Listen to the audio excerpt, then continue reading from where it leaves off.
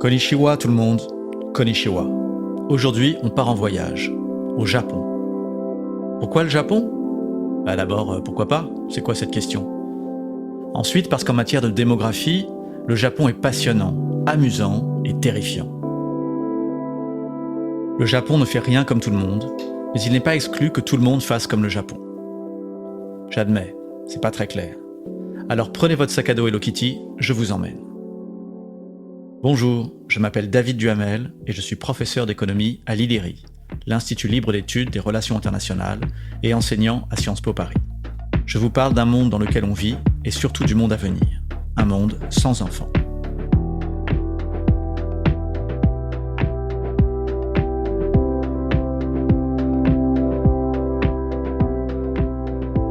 Simon Kuznets, l'économiste inventeur du PIB, a déclaré dans les années 80 « Il y a 4 types de pays dans le monde. Les riches, les pauvres, le Japon et l'Argentine. » Le Japon était le seul pays pauvre à avoir rejoint le camp des riches, et malheureusement pour elle, l'Argentine avait fait le chemin inverse. Kuznets avait tort. Le Japon n'était pas le seul, mais le premier des pays pauvres à s'enrichir. Et pour la démographie, c'est la même chose. Le Japon est le premier pays à avoir cessé de faire assez d'enfants. Le premier à entamer sa seconde transition démographique. Dès 1960, la fertilité japonaise passe à 2, il y a 60 ans. Et dès 1990, elle se fixe à 1,5 et elle est toujours là, en gros, en 2021, 1,3. Au Japon, cela fait déjà 10 ans que l'on vend plus de couches pour les seniors que pour les bébés. C'est le temps de la shoshika, la sous-natalité. Ce qui distingue le Japon n'est pas son faible taux de fertilité, il y a bien pire. Attendez un peu qu'on parle de la Corée du Sud. Non, ce qui le distingue, c'est que ça fait longtemps.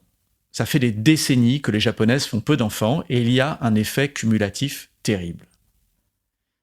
Le Japon est le pays le plus vieux du monde, à presque 49 ans d'âge médian. Ça veut dire que la moitié de la population a plus de 49 ans. Il y a plus de femmes de 40 ans que de femmes de 30 ans, que de femmes de 20 ans, etc. Vous avez compris. Le Japon perd sa population comme une baignoire qui se vide. 800 000 naissances en 2021, mais 1 400 000 morts. Ça fait moins 600 000 Japonais et Japonaises. Et le pays qui compte aujourd'hui 125 millions d'habitants n'en aura plus à la fin du siècle que 57. Que des vieux. Le pays se vide, vieillit et stagne. En économie, le Japon a donné lieu à un nouveau thème, Shrinkonomics, la théorie économique du rétrécissement, du ratatinement. Rien que pour cela, le Japon est un cas d'école, comme un film d'horreur exotique. Mais il est bien plus que cela. Le Japon n'est pas que le Japon. Le Japon, c'est nous dans 30 ans. Peut-être. Pour le Japon, tout recommence en 1945. Le pays est intégralement rasé, humilié, défait. Et pourtant, il va se réinventer et devenir la 2e puissance économique mondiale.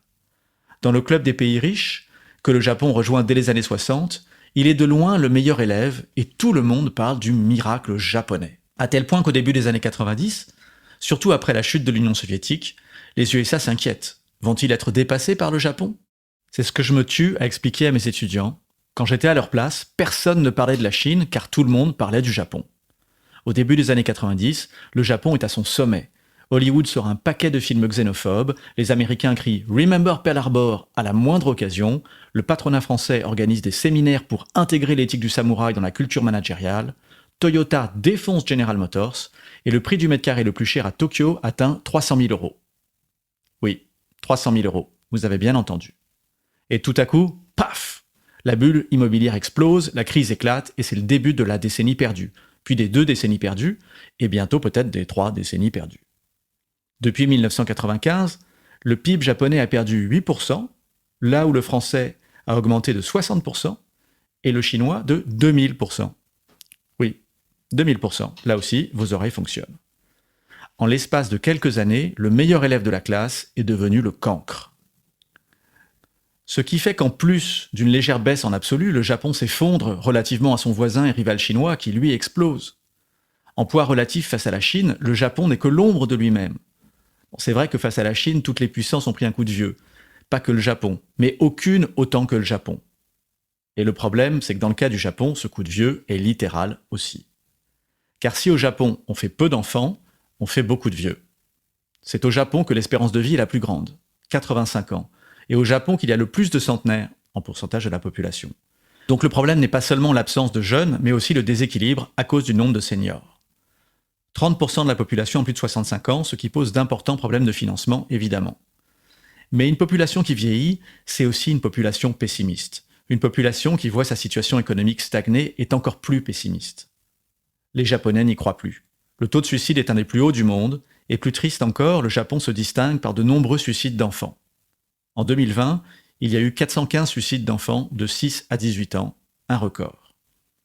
Et en 2022, un film intitulé Plan 75 raconte un futur proche et dystopique où le gouvernement accompagne vers la mort toute personne âgée de plus de 75 ans qui le désire et à qui on fait franchement sentir qu'elle est un poids pour la société. Ce film, qui a été primé à Cannes, est poignant. En fait, j'ai réalisé l'ampleur du pessimisme japonais il y a quelques années en faisant des recherches sur l'espérance de vie. Un rapport de l'OCDE m'avait frappé. Il commençait par un classement classique des pays riches en fonction de leur espérance de vie. En tête, le Japon, avec à l'époque 83 ans, et loin, loin derrière, à la 28e place, les États-Unis, avec 78,8 ans. Autrement dit, la population japonaise est celle qui est en meilleure santé au monde, et les Américains, c'est pas terrible, surtout si on pense à leur richesse. Jusque-là, que du classique. Mais les gars de l'OCDE étaient allés plus loin. Ils avaient fait un sondage, une évaluation subjective de la santé, demandant aux sondés s'ils étaient, selon eux, en très bonne santé, moyenne santé, mauvaise ou très mauvaise santé. Et là, le classement change complètement. Qui sont les ravis de la crèche, qui se disent en très bonne santé ? Les Américains. Ils sont quasiment les premiers dans ce classement. Et qui est le dernier de ce classement ? Bingo, le Japon. Le pays qui est objectivement le pays en meilleure santé de la planète est aussi celui qui se pense le plus en mauvaise santé. C'est bizarre. Comment j'explique ce faible taux de satisfaction ? Qui dans la vie râle le plus sur sa santé ? Les vieux. Où y a-t-il le plus de très vieux au monde encore vivants pour se plaindre ? Au Japon. Ailleurs, ils sont déjà morts.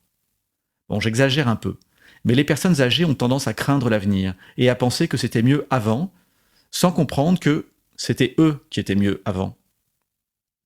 Cet article date de 2015. Depuis, l'espérance de vie aux USA a baissé de près de 3 ans et celle du Japon est montée de presque 2 ans. Mais je suis sûr que les Américains gardent leur optimisme béat et que les Japonais font encore plus la gueule. J'ai une question pour vous à ce propos. À votre avis, il vaut mieux être dans la situation des Américains ou des Japonais ? Dit autrement, imaginez-vous en couple. Préfériez-vous être persuadé de la fidélité de votre partenaire alors qu'il ou elle est infidèle, ou convaincu de son infidélité alors qu'il ou elle est fidèle ? Vous avez 3 heures. Bon courage. Les Japonais font du pessimisme un art, mais c'est encore pire pour les Japonaises. Car, comme partout sur la planète, les femmes au Japon vont beaucoup plus à l'université qu'auparavant et travaillent davantage que les générations passées. Comme en Europe ou en Amérique du Nord, l'égalité homme-femme n'est pas réalisée du tout. Au classement mondial de l'égalité des sexes, l'Islande est championne, la France est 14e et le Japon 116 sur 146. Le Gender Equality Index combine les opportunités économiques, le poids dans les décisions politiques, un indicateur de santé et un autre d'éducation. Sachant que le Japon est le champion de la santé et qu'il est très bon dans l'éducation, c'est vous dire sa nullité en égalité des droits politiques et économiques. Il suffit d'écouter Yoshiro Mori, un ancien Premier ministre déclaré en 2021 que les femmes parlent trop dans les réunions et qu'elles ne peuvent rester que si elles se taisent. Ou Akio Yanagisawa, un ancien ministre de la Santé, dire en 2007 que les femmes sont des machines à reproduction et que c'est leur devoir que d'augmenter le nombre de naissances. Ou se dire encore que les Japonais ont un nom pour décrire une mère qui travaille. Onyomi. C'est joli ça, onyomi. Qu'est-ce que ça veut dire ? Femme démon. Il faut quand même noter que Naruhito, Sa Majesté l'Empereur du Japon, a pris un congé paternité lors de la naissance de son fils. Un signal fort qui reste totalement inaudible dans un océan de misogynie. Moi qui ai vu passer tant d'étudiantes japonaises brillantes et destinées à de belles carrières, j'imagine bien que pour elles, la décision d'avoir un enfant ne va pas être simple. D'autant moins simple qu'au Japon, presque toutes les naissances ont lieu au sein du mariage. Par exemple, en France, 60% des naissances ont lieu hors mariage. Au Japon, c'est moins de 5%. La vie amoureuse y est traditionnelle. Notamment, les hommes cherchent des femmes moins diplômées et gagnant moins bien leur vie qu'eux, et les femmes des hommes plus diplômés et mieux rémunérés. Résultat, nombreux sont les hommes peu qualifiés et les femmes très qualifiées qui ne trouvent pas de partenaire. la rencontre amoureuse est devenue si compliquée au Japon que la presse s'émeut régulièrement de la récession du sexe. Entre les asexués, les sushoku danshi, littéralement les hommes herbivores effrayés par les femmes trop indépendantes, les hikikomori, ceux qui ne sortent plus jamais de chez eux, un comportement qui est maintenant possible grâce à la technologie, on peut télétravailler et se faire livrer tout ce dont on a besoin, les célibataires, les vierges, 22% des femmes et 26% des hommes de 18 à 39 ans, d'après une enquête nationale. Les parasito shinguru, c'est-à-dire les enfants adultes qui refusent de se marier et restent à vivre au crochet de leurs parents. Les tanguis, quoi. Et même ceux qui épousent des personnages fictifs. Plusieurs milliers de personnes, selon un article du New York Times. Le Japon ne fait pas beaucoup l'amour comparé aux autres pays ou aux autres époques. Attention, le fait de moins copuler peut aussi être le signe qu'il y a moins de sexe non consenti. Mais dans l'ensemble, la jeunesse japonaise se rencontre moins et a nécessairement moins d'enfants. Puisqu'il faut bien se rencontrer un moment pour faire un petit. Ce récit à propos d'un Japon sans sexe ressort régulièrement dans la presse internationale. Mais ce n'est pas qu'une histoire de Japonais. En fait, ils ne sont pas si différents des Occidentaux, juste en avance. En revanche, là où le Japon diffère des pays occidentaux, c'est par son refus de l'immigration. Face à une natalité en berne, la plupart des pays riches compensent par de l'immigration. Pas le Japon, où la population immigrée représente moins de 2%. Par comparaison, c'est à peu près 10% en France ou en Amérique du Nord, entre 10 et 15. Tous les économistes disent aux Japonais que leur seule chance est de s'ouvrir massivement à l'immigration. Car les immigrés arrivent en bonne santé, jeunes et prêts à faire plein d'enfants. Mais les Japonais ne veulent pas en entendre parler. Vous voyez bien comment la question de l'immigration est brûlante en France. Au Japon, elle est impensable. Le concept d'intégration n'existe pas.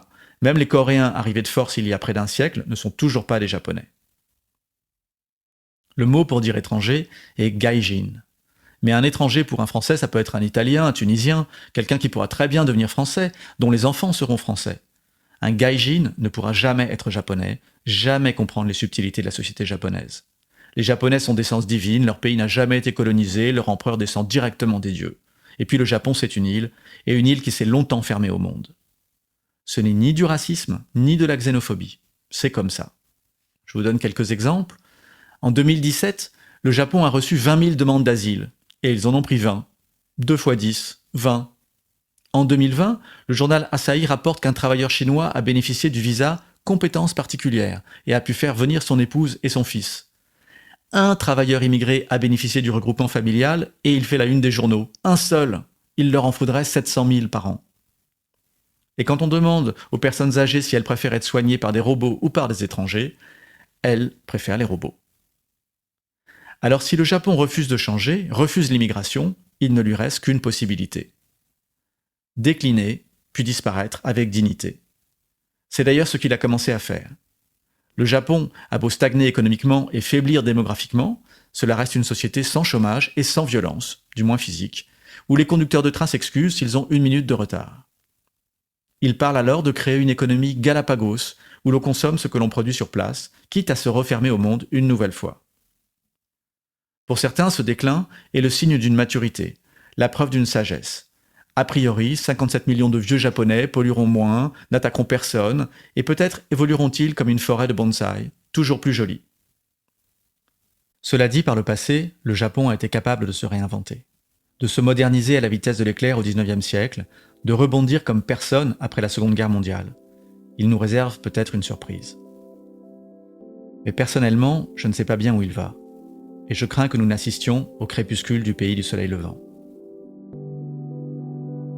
C'est la fin de cet épisode. Suivez-moi dans cette passionnante histoire d'un monde sans enfants. Abonnez-vous, likez, partagez, mettez des étoiles, c'est toujours super, et cela aide. Et on se retrouve dans le prochain épisode. Et si cela ne vous a pas plu, partagez-le avec des gens que vous n'aimez pas.